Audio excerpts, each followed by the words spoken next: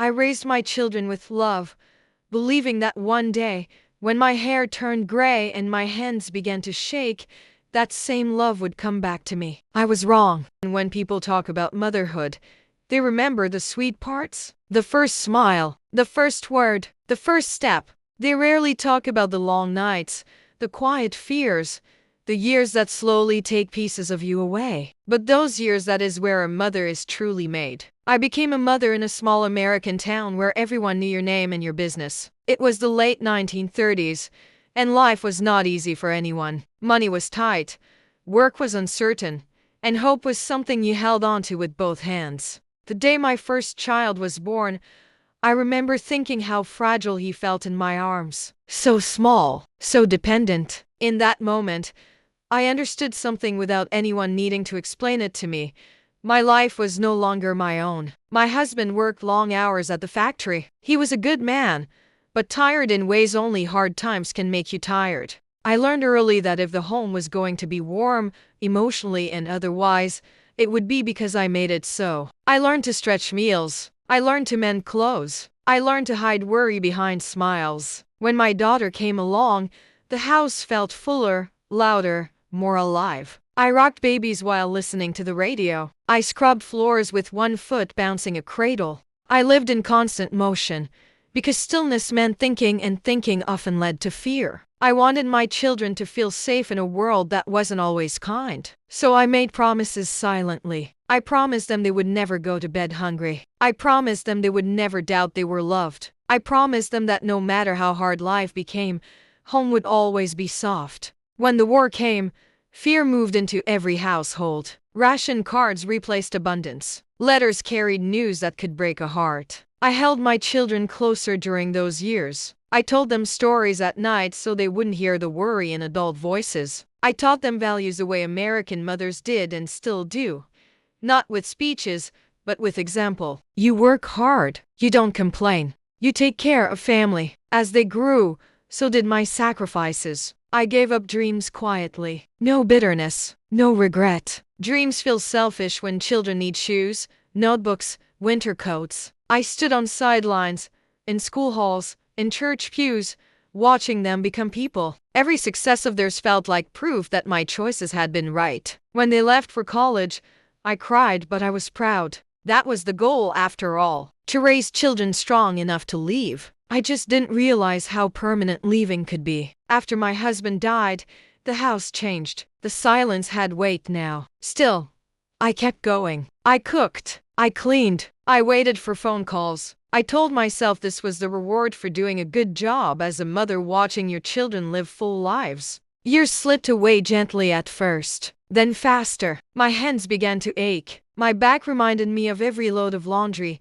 every long day, every night spent awake beside sick beds. The mirror showed a woman I barely recognized, but I didn't mind. Old age did not scare me. Loneliness did. I told myself love would come back around. After all, I had given it freely for decades.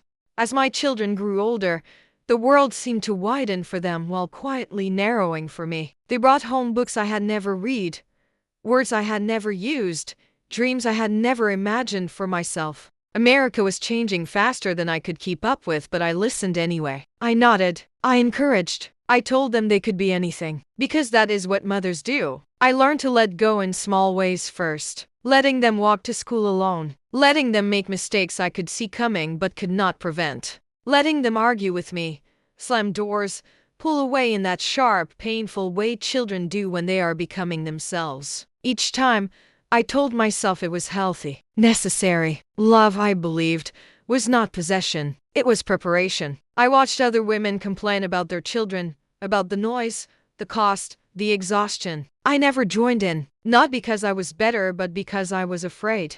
Afraid that if I spoke frustration out loud, it might somehow lessen the love I felt. And I loved them fiercely. I loved them in ways that were invisible to everyone but me. In the way I counted their breaths when they were sick. In the way I stayed awake waiting for the sound of the front door when they were late. In the way I prayed quietly, desperately for their safety every single night. When my son left for his first real job, I packed his suitcase like I used to pack his lunches, carefully, thoughtfully, with more than he needed. I slipped a note into his coat pocket, the same way I had when he was a boy. He hugged me awkwardly, already half gone. My daughter followed not long after. She kissed my cheek and promised she would call every Sunday. She meant it, I think. But intention and reality rarely age together. The house grew quieter in stages. First, fewer voices, then fewer reasons to cook large meals, then fewer reasons to set the table at all. I kept their rooms the same for years. Their childhood belongings stayed where they had left them. Posters on the walls, trophies on shelves. A faint smell of youth and possibility that lingered longer than I expected. Sometimes I would stand in the doorway and imagine them coming home again. Not just visiting but returning, laughing, sitting at the kitchen table like nothing had changed. But everything had. The phone calls slowed gradually, like a clock losing power. Once a week became once a month. Once a month became whenever things settled down. When I called them, I could hear life happening in the background, children crying, televisions playing, conversations I was no longer part of. I learned how to end calls quickly so I wouldn't sound needy. I just wanted to hear your voice. I won't keep you. I'm fine, really. American mothers are experts at minimizing themselves. Holidays were the hardest. I told myself I didn't mind spending them alone. I told myself traditions change, but the truth has a way of settling in quietly. I missed the chaos. I missed the mess. I missed being essential. One Thanksgiving, I cooked a full meal out of habit. I stood at the stove, stirring gravy, waiting for a knock that never came. When the food was ready, I sat alone at the table and stared at the empty chairs. I ate standing up. That night, I packed leftovers into containers I didn't need and cried into the kitchen sink so no one would hear, though there was no one left to hear me anyway. Still, I never blamed them. Blame felt ugly. Love felt cleaner. I told myself this was the price of success. That I had raised children who were busy, important, needed elsewhere. That this was what good motherhood looked like in America. But something inside me began to ache in a way that had nothing to do with age. It was the slow realization that I was becoming a memory instead of a presence. When my health began to change,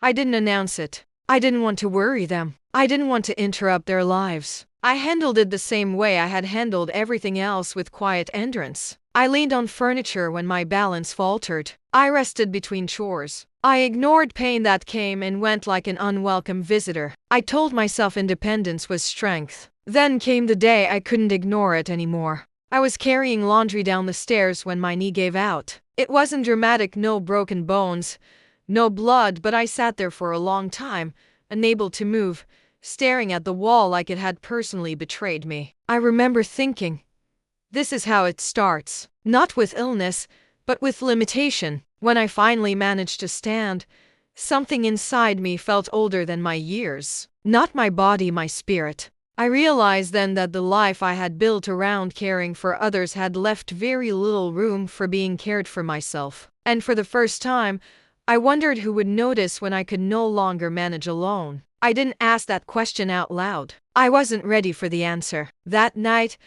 I lay in bed listening to the house settle around me. The same house that had once been full of noise and purpose now seemed to breathe differently, slow, tired, waiting. I placed my hands on my chest and felt my heart beating steadily. Hands that had worked for decades. Hands that had given endlessly. Hands that were now beginning to tremble. I thought of all the years ahead of me and how quiet they might be. And somewhere deep inside, a fear took root. That love, no matter how generously given, does not always come back when you need it most. Old age does not arrive all at once. It comes in small, quiet moments that are easy to ignore at first. A misstep, a forgotten word, a pause before standing, just long enough for pride to notice but not long enough for help to be offered. After the fall on the stairs, I told myself it was nothing. Everyone stumbles. Everyone slows down eventually. That is what I told my children when they asked, their voices full of concern but their minds already elsewhere. I'm fine, I said.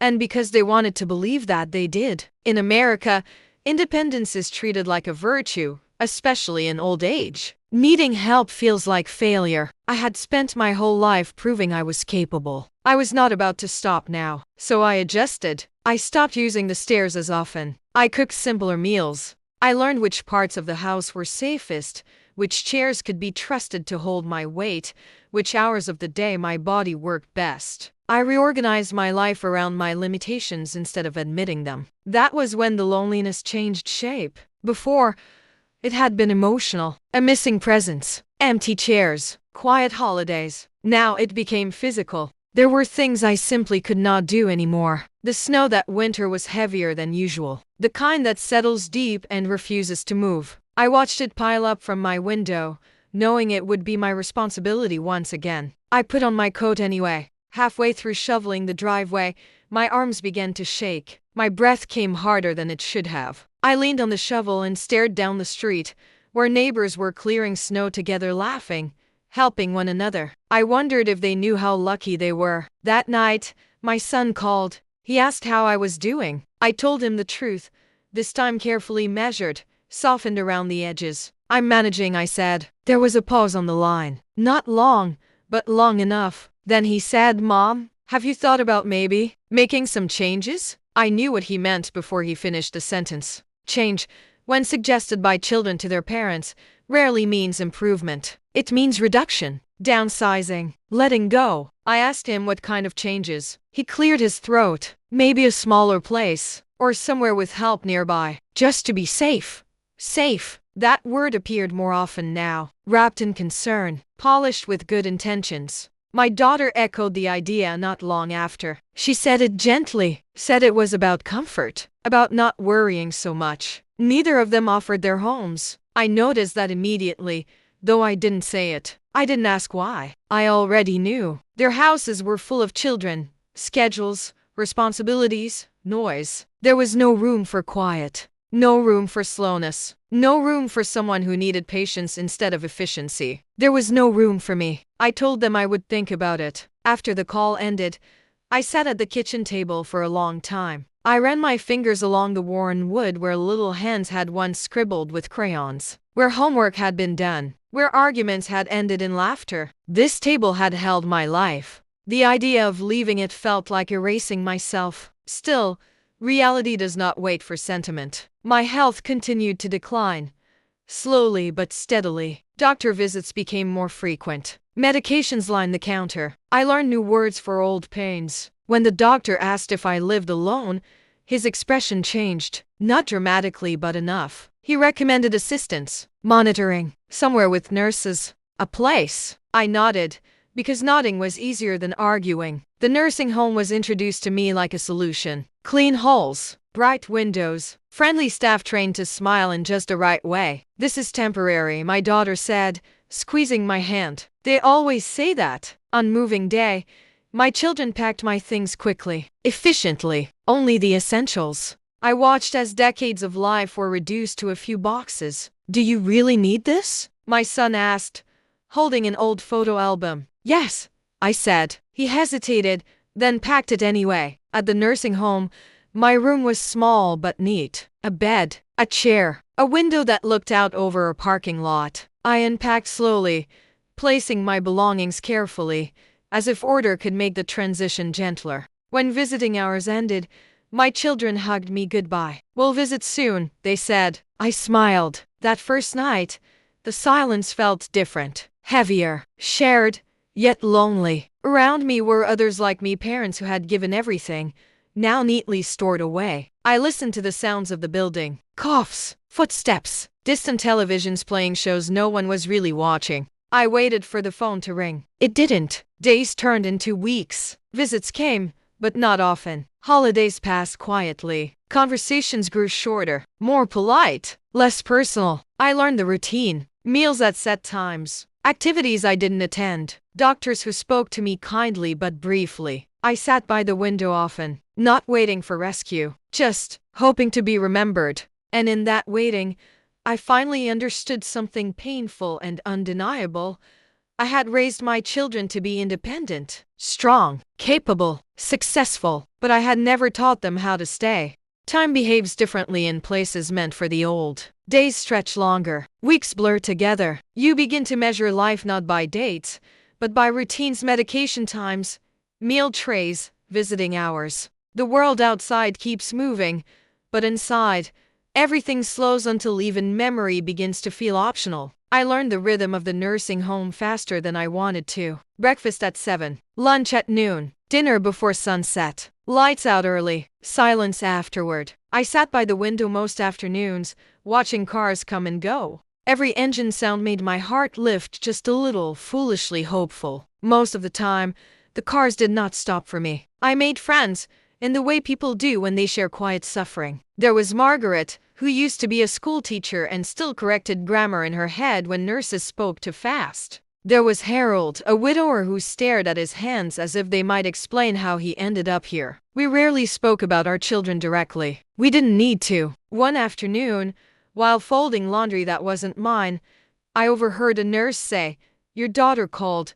The words hit me harder than they should have. She was coming to visit. I spent that morning preparing like I used to when my children were young. I brushed my hair carefully. I chose my best sweater, the blue one she once said made my eyes look bright. I straightened the small table in my room even though no one would sit at it. Hope, I learned, does not fade with age. It only becomes more dangerous. When she arrived, she looked older than I remembered. Tired, busy, important. She hugged me politely, like someone greeting a relative at a funeral. "How are you doing, Mom?" she asked. "I'm all right," I said, still saying it, still protecting her from the truth. She sat for a few minutes, checked her watch, talked about her children, her job, the drive over. Her life spilled out easily, filling the room in ways mine no longer could. I listened. I always listened. Then she stood up and said, "I don't have much time today." Something inside me tightened. I nodded, but the words escaped before I could stop them. "Do you remember?" I asked softly. "How I used to wait up for you when you were late coming home?" She paused. "I'd sit in the living room," I continued, pretending to read. "But really, I was listening for your footsteps. I didn't sleep until you were safe." She smiled awkwardly. "You always worried too much, Mom." Maybe I did. But worry, I wanted to tell her, is just love with nowhere to go. I asked her when she would visit again. "Soon," she said. The word felt empty. After she left, I sat alone for a long time, staring at the space she had occupied. The chair still held the shape of her presence. It felt cruel how quickly people disappear once they leave. Weeks later, my son came. His visit was different. Shorter, less emotional. He talked about logistics, insurance, paperwork, plans for the future. He asked if I was being treated well. I told him yes. He seemed relieved. Before leaving, he said something that stayed with me long after. "You know, Mom, we really did appreciate everything you did for us." Did. Past tense. That night, I couldn't sleep. Memories came uninvited. Birthday cakes baked late at night. School projects rescued at the last minute. Nights spent beside sick beds, whispering comfort into the dark. I remembered choosing love every day, even when it was hard, especially when it was hard. And for the first time, I allowed myself to feel something I had avoided my entire life. Anger. Not loud anger, not explosive. The quiet kind that settles deep and asks uncomfortable questions. Had I taught them that love was endless but optional? Had I made sacrifice look so effortless that they never understood its cost? The next time my daughter visited, I did not prepare. I did not soften my words. When she asked how I was doing, I told her the truth. "I'm lonely." She looked surprised. "I raised you to be strong," I continued, my voice steady. "But I didn't raise you to forget me." Her eyes filled with tears, but she said nothing. Sometimes silence is guilt finding its place. "I don't need much," I said. "I don't need perfection. I just need to matter." She reached for my hand. For a moment, it felt like the old days. But moments pass. She left shortly after. Change did not come quickly, but something shifted. Visits became slightly more frequent. Calls a little longer. Still not enough, but closer. I learned something important in that place. Children do not abandon their parents out of cruelty. They do it out of comfort. And love, when taken for granted, becomes invisible. I did not regret raising my children with love, but I finally understood the truth no one talks about. Love is not a guarantee. Sacrifice is not insurance. And old age is where all expectations come to rest. I stopped waiting by the window after that. Not because I stopped caring, but because I learned to carry myself again. Quietly, with dignity. Alone but not broken.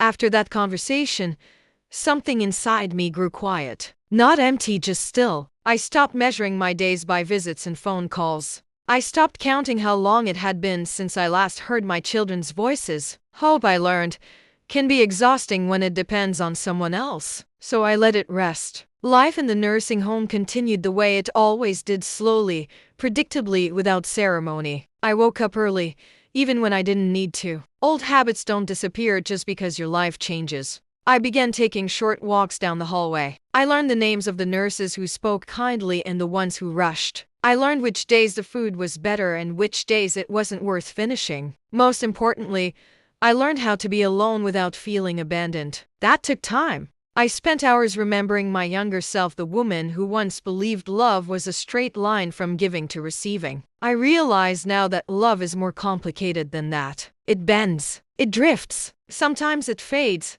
Not because it wasn't real, but because people change. My children had not become cruel. They had become busy. And in a world that rewards speed and success, there is very little space for slowing down with someone who reminds you of time passing. One afternoon, I helped Margaret button her sweater. Her fingers shook too much that day. "Do you think they remember us the way we remember them?" she asked quietly. "I think they remember," I said. "Just not often." She nodded. That was enough. Weeks later, my son brought his children to visit. They were taller than I remembered, louder, distracted by their phones and the unfamiliar smell of the place. They hugged me politely, the way children do when they're told to. I watched them closely. They did not see an old woman who had been set aside. They saw history, and for the first time, I felt something unexpected: peace. Because even if my children had failed to stay close, something of me still lived on. In their faces, in their voices, in the way they carried themselves without knowing where it came from. When they left, my son lingered. "Mom," he said, "I wish we had done things differently." I looked at him for a long moment. "So do I," I replied gently. "But wishing doesn't change much. Being present does." He nodded. Whether he truly understood or not, I couldn't control anymore. That night, I slept better than I had in years. Not because things were fixed, but because I had finally stopped waiting for them to be. The days had grown colder. Winter had returned with the same relentless patience as always, and the world outside my window was a mirror of my own stillness. Snow blanketed the streets, the same streets I had walked countless times with my children in hand. I remembered the little boots I had tied, the mittens I had sewn, and the laughter that had once filled the air around me. Now, the same snow fell silently outside, untouched, unbroken, and I felt the echo of those years more acutely than ever. The nursing home had become home in the strangest way. I knew the staff, the routines, the rooms that held stories like mine. My neighbors in the old neighborhood no longer lived nearby. Some had passed, others had moved. My children visited when they could, less frequently than I hoped, but often enough to remind me of the bond that once existed, even if stretched thin across miles, lives, and busy schedules. I had learned to exist in this quiet rhythm, but the heart, no matter how disciplined, remembers. It was a Friday afternoon when I saw him, the first real moment of reckoning. My son had driven himself, leaving his family at home, saying he needed a proper talk. There was urgency in his face, a mix of guilt and love I had not seen in years. He came in silently at first, standing awkwardly at the door, like he was unsure if he should step in or run back out. I could see the lines etched in his face, the weight of responsibility, the weight of regret. He finally spoke, voice low. "Mom, I've been a fool." It was the simplest confession, yet it carried decades. I didn't respond immediately. I let the words sit in the room between us. The quiet was comfortable this time, not heavy, not punishing, but true. "I raised you to be strong," he continued, "and I think I forgot what that strength really means. You needed us, and we weren't there like we should have been. Tears threatened, and I let them. Not for anger, not for loss, but for relief, the relief of being seen at last." We sat together. I told him stories I had never told before, not the cheerful stories, not the funny ones, but the stories of worry, sacrifice, and quiet endurance. I told him about the nights I stayed awake stitching his baseball uniform after a fever, about walking miles to ensure the school play wouldn't be missed, about meals skipped and rest denied so that they could thrive. With each story, I saw something change in him. His eyes softened, his shoulders slumped in understanding and regret. It was then I realized something. Children, even when distant, carry their parents inside them. Even when they fail, the seed remains. It takes moments like this truth spoken and received to awaken it fully. Later, my daughter arrived. The room was smaller now, but the air felt electric, heavy with words unspoken for years. She knelt beside me, holding my hand with a grip stronger than I expected. "I'm sorry, Mom," she said. Her voice quivered. "I didn't realize. I thought I was helping, giving you space, letting you be. But I didn't understand. I forgot that space isn't always love." I nodded. I had waited a long time to hear this, yet I said nothing. Words were unnecessary. Our silence spoke volumes. Sometimes love is not about correction. Sometimes it is about recognition. Days turned into weeks and their visits became more frequent, not perfect, not consistent, but real. I no longer expected perfection. That expectation had cost me years of peace. I began to see them as they truly were. Flawed, busy, human. Just like me. Just like the rest of the world. Love, I realized, is imperfect. It does not always return as we imagine, but it returns in ways we notice if we are patient enough to see it. I no longer waited by the window. I watched from it. Yes, but now I observed without despair. I watched the world go by, the snow melt, the neighbors pass, children play outside, couples argue and laugh. And I felt part of it. Not all of it, perhaps, but enough. One evening, I wrote them both letters. Not long, not scolding, not angry, just words from the heart. I raised you with love. I never asked for perfection. I never asked for repayment. I only asked to be remembered. Thank you for trying, in your own way. I forgive you. And I love you. I left them on the table where my son and daughter could find them when they next visited. It was liberating. Writing the letters, releasing the weight of decades, gave me more peace than any visit could. It was my final gift, not what they wanted, but what I needed for me, not them. The winter was long that year. The snow piled up, the wind howled, and I walked the corridors with my hands tucked under my chin, feeling alive in the quiet solitude I had learned to treasure. I no longer defined myself by their presence. I had my memories, my quiet strength, my dignity, and the knowledge that my love was never wasted. It lived on in me, in their faces, and in the small moments of recognition they now managed to offer. It was enough. In my last days at the nursing home before health began to decline further, I sat by the window and looked at the world outside. The cars, the people, the children playing in the snow. Life continued, indifferent,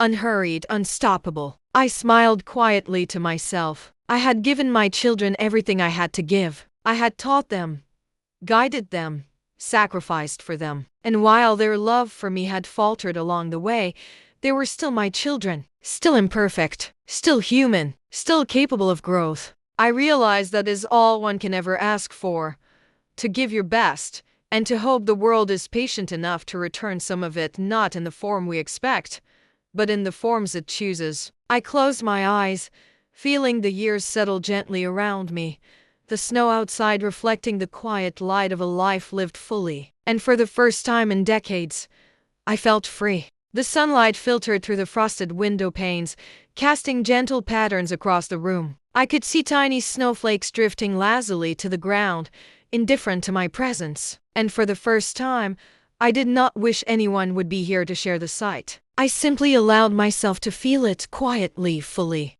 The past decades flashed in my mind like an old film reel, the small victories, the quiet heartbreaks, the nights of illness, the laughter and tears, the lessons learned and taught. I realized that every struggle had built this moment. Every sacrifice had paved the way for this freedom, the freedom to simply be without expectation, without guilt, without fear of judgment. I remembered the times I had stood in my children's rooms, tucking blankets around them, whispering prayers in the dark, hiding my exhaustion behind smiles. I remembered the meals I had prepared, the clothes I had mended, the broken toys I had fixed, the words of encouragement I had offered even when my own heart was heavy. And yet, all that giving had taught me an invaluable lesson. Love, given without attachment, never diminishes you. Even if it is forgotten, even if it is delayed, it continues to live inside you, inside them, inside the moments you can no longer see. One evening, as the sun set behind a gray sky, I sat on my chair near the window. My hands rested on my lap, fingers intertwined. I watched a young couple walking down the street, a child holding tightly to the mother's hand, laughter spilling into the cold air. A thought struck me. This is life. Generations continue, people move, and the world changes, but the imprint of love remains. My love had shaped those children once small in my arms. It had guided them, carried them, and yes, even if imperfectly, it had become a part of them. And that was enough. I closed my eyes and felt the warmth of decades of devotion settle in my chest. Not as a weight, not as a burden, but as a quiet, unshakable strength. One afternoon, my daughter and son arrived together. They were not rushing this time. They lingered, taking moments to speak, to laugh softly, to sit and just be with me. Their children ran in the hallway, squealing in delight, unaware of the history in that room. I watched them, and then I spoke, not scolding, not pleading, just truthfully. I am proud of you. I am proud of the people you have become. Life pulled you away, and yet here you are now. That is enough for me. My daughter's eyes glistened with tears, and my son's hand rested over mine. For a moment, time seemed suspended. No regrets, no misunderstandings, just recognition. Just a quiet acknowledgement of a life well lived, love well given. I realized that this was the true gift. Closure. The ability to see that my life had meaning, that my efforts had mattered, and that even imperfect love leaves an indelible mark. Days passed, and winter began to loosen its grip. The snow melted, leaving glistening puddles reflecting the soft light of a tentative spring. I walked the corridors with a newfound calm, speaking to neighbors, sharing smiles, laughing at small jokes. I no longer measured my days by who came to visit or who did not. I measured them by the moments I could savor. And in that quiet acceptance, I discovered freedom. Freedom from expectation. Freedom from resentment. Freedom from waiting. I had lived. I had given. I had loved. And now, I could rest knowing that my love had not been wasted, not ever. I often thought back to those mornings when I would see my children off to school, the snow crunching under their little boots. I had believed then that I needed their love returned to feel fulfilled. Now, I understood that fulfillment had always been within me, quietly nurtured by the very acts of giving. Life had taken its course. Children had grown, families had formed, and yet I remained here, fully aware of my own strength, fully aware of my own worth. The heart, I realized, is capable of enduring far more than we think. It is capable of loving, forgiving, and finding peace no matter the circumstances, no matter the years lost or gained. And so, in the quiet of my room, with the snow melting outside and the world moving on, I felt a serenity that decades of worry had never given me. My story was not about resentment or anger, but about the enduring power of love. I had given everything, and in return, I had received understanding, recognition, and the most precious gift of all, peace within myself. If you like this story, and it touched your heart even a little, don't forget to subscribe to my channel. Share it with someone who might need a reminder that love, given fully, is never wasted.